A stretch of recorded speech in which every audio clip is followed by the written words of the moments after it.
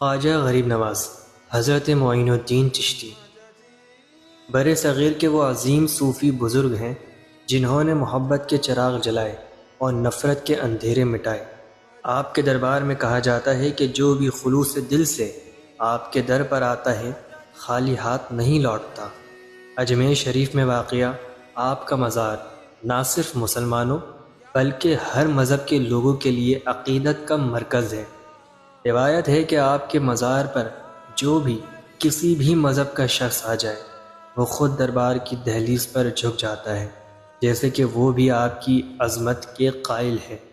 آپ کی کرامات اور تعلیمات نے لاکھوں دلوں کو جیتا اور آج بھی آپ کا فیض جاری ہے، کیونکہ معین الدین کا مطلب ہی مددگار دین ہے۔